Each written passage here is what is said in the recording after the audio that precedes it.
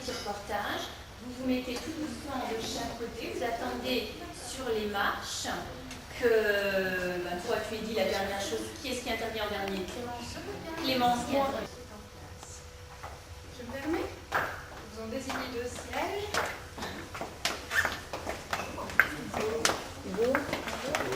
Voilà. Il y a une fiche, je pense que c'est pour vous. Voilà.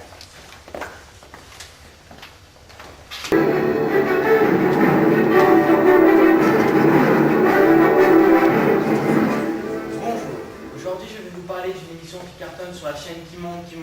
Je veux parler de déco, bien sûr.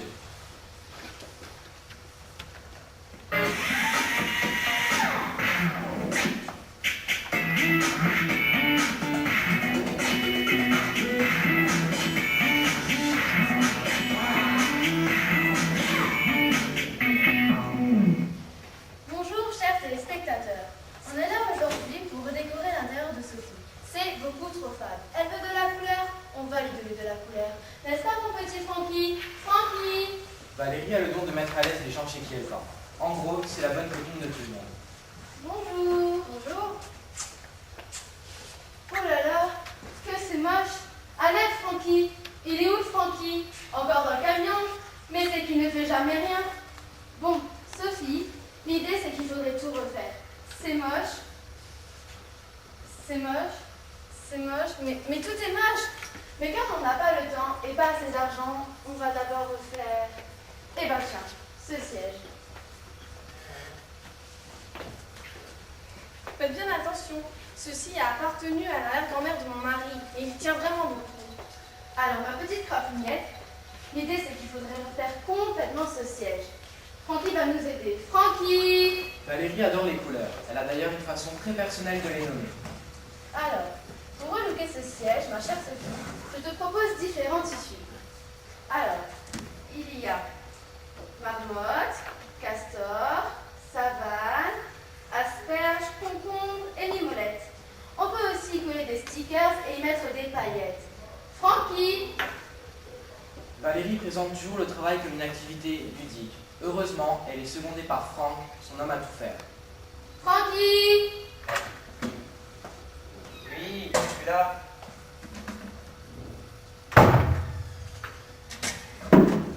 Tu as secondé, Valérie. Ah, te voilà enfin, Franck. Bon, il y a du travail. Tu vas nous aider.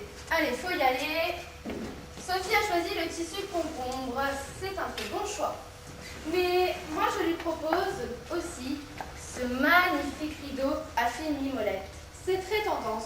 En plus, on ne le trouve pas chez n'importe qui, à part dans l'émission de la semaine dernière. En plus, c'est très facile à installer. Un petit coup de main, Francky?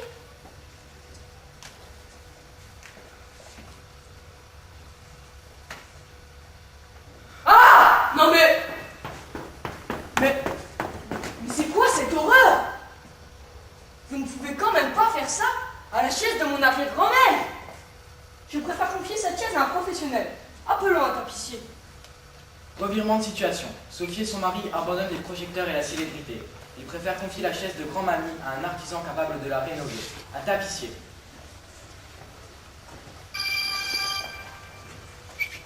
Oui, allô? Bonjour, ça serait pour la rénovation d'une chaise, s'il vous plaît. Une chaise de quelle époque? 20e. Oui, bien sûr. Je peux enlever votre ciel. Je vous conseille d'ailleurs une rénovation avec du crin afin de lui redonner toute sa beauté d'enfant. Le métier de tapissier est un métier d'art. Nous avons eu la chance, la classe de 3e 2 et moi même, de rendre visite à un tapissier dont l'atelier ne se trouve pas très loin d'ici. Regardons ensemble quelques photos qui vous présenteront ce métier. Début février, nous sommes allés rendre visite à un tapissier, à M. Arnaud Servès, tapissier décorateur mosellan. Ici, vous êtes en présence d'un page photo qui montre le siège au départ. Vous constaterez que, parfois, le siège arrive en morceaux. Puis, le travail est réalisé par des tapissiers.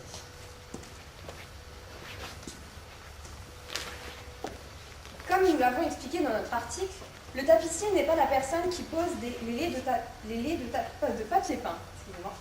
Non, cet artisan fait de la réfection de sièges, de certains meubles capitonnés ou encore de la literie. Il pose aussi des rideaux qu'il a lui-même créés. Pour cela, le tapissier que nous avons rencontré a étudié au lycée professionnel de Neufchâteau. Il a notamment suivi un enseignement de coupe et de couture. Sur l'image, vous pouvez observer différents rideaux et voilages, et en particulier ceux que l'on appelle les stores bateaux. Le plus souvent, on fait appel au service d'un tapissier pour refaire une chaise. Voici quelques exemples de réalisation par la méthode traditionnelle, c'est-à-dire avec des ressorts et avec du crin animal et végétal. Monsieur Zervès nous a appris que son métier avait vu le jour au temps de l'Égypte antique, quand il a fallu réparer des sangles de cuir des sièges. Peut-être Cléopâtre elle-même a-t-elle eu recours à un tapissier?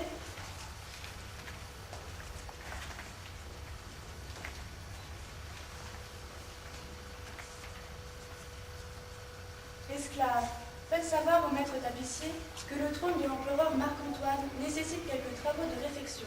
Assurément, maîtresse.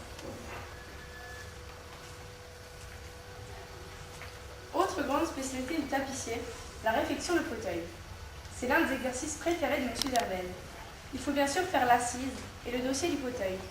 Mais il faut aussi savoir coudre, puisque beaucoup de fauteuils possèdent un coussin en guise d'assise.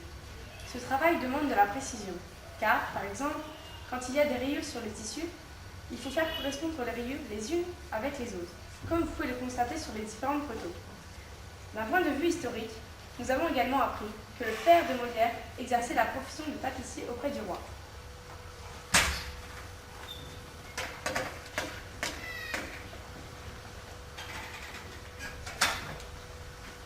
Jean-Baptiste, mon fils, au lieu d'écrire sans cesse, ne veux-tu pas que je t'apprenne les rudiments de mon métier?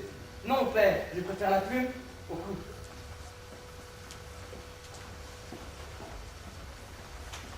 On passe au modèle au-dessus, avec ici quelques exemples de canapés. Le tapissier nous a dit que les jeunes filles choisissaient ce métier, mais que très souvent, elles étaient fort gênées pour porter et déplacer de telles pièces. Moralité, quand on veut être tapissier, il vaut mieux être costaud ou bien avoir un ami d'aimer à lui. On pensait avoir tout compris du métier de tapissier. Quand notre professionnel nous a parlé de Voltaire, les choses se compliquaient. Molière, Voltaire, ce n'était pas si simple que ça. De quoi en perdre notre latin, ce qui, entre nous, risque de désoler Madame Brudzinski, notre professeur de lettres classiques. Rassurez-vous, un Voltaire est donc un fauteuil particulier dont l'assise et le dossier se joignent. Il paraît que c'est le fauteuil idéal pour lire. Ce fauteuil tiendrait son nom d'une représentation de Voltaire sur laquelle l'écrivain apparaît à l'anguille. Quand on fait appel à un professionnel tel qu'un tapissier, ce dernier, en général, se déplace chez vous afin de voir la pièce à rénover, bien sûr, mais surtout pour avoir une idée des goûts et de l'intérieur de ses clients. Il doit ainsi apprendre à être diplomate, n'est-ce pas Valérie? Il doit en fait conseiller, mais pas imposer. Ah, les goûts et les couleurs. Si votre vieux matelas rend l'âme, sachez que le tapissier en conçoit de nouveaux. Cela fait également partie de sa fonction. Notre tapissier nous a dit que peu de personnes faisaient refaire leur matelas. Ce n'est plus à la mode aujourd'hui. Par contre, il se souvient que son grand-père, lui aussi tapissier, lui racontait qu'il avait fait et refait beaucoup de matelas à la fin de la Seconde Guerre mondiale, notamment pour répondre à la demande des hôtels de Metz qui devaient les remplacer.